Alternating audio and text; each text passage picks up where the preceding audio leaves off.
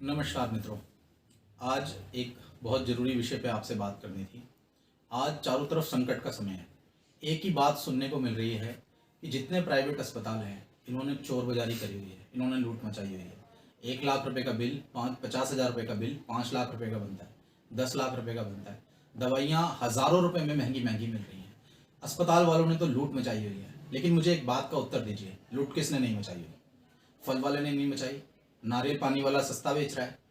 किसने लूट नहीं मचाई? ऑक्सीजन वाला, सिलेंडर वाला, ट्रांसपोर्टेशन वाला, जिसको जहां मौका मिल रहा है उसने अपने स्तर पर लूट मचाई हुई है। वह ये पाप की कमाई से अपनी गठरी भरने में लगा है। वो मजबूर लोगों का फायदा उठाने में लोग लगे हुए हैं।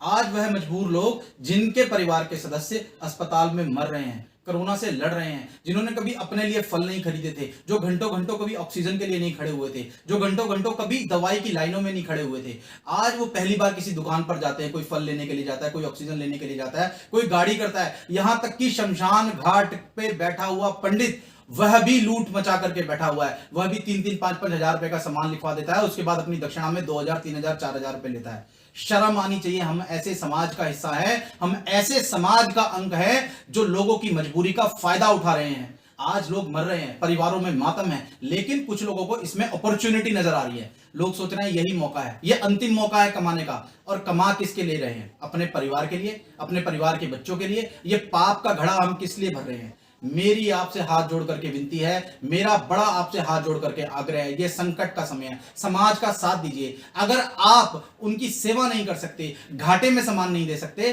तो कृपया करके मुनाफा मत कमाइए। मैं आपसे बार बार विनती ये कर रहा हूं, कृपया करके मुनाफा मत कमाइए। ये कर्म है, ये लौट करके जरूर आएगा। भगवान दशरथ, राजा दशरथ का भी कर्म लौट करके आया था। पुत्र वियोग में उनकी मृत्यु हुई थी। ये आपके परिवार पर आने वाला आंच है। ये जो पाप का घड़ा भर रहे हैं, ये आप अपने बच्चों के लिए, अपने परिवार के लिए भर रहे हैं। आज भले ही आपको इसके अंदर बहुत सारा धन नजर आ रहा हो, बहुत सारा यश, बहुत सारा वैभव नजर आ रहा हो, लेकिन ये लौट करके आएगा और ये इसी जन्म में आपको मिलने वाला है। इसलिए बार बार आपसे आग्रह कर रहा हूं, अगर आप समाज की सहायता नहीं कर सकते तो उनकी मजबूरी का फायदा मत उठाइए। कोई आपके पास आया है, कोई आपके पास भीख मांग रहा है, कोई आपके लिए लाइन में खड़ा है, कोई आपका सहयोग मांग रहा है, चाहे वो फल वाला हो, चाहे वो गाड़ी वाला हो, चाहे वो शमशान पे बैठा हुआ पंडित हो, चाहे वो केमिस्ट वाला हो।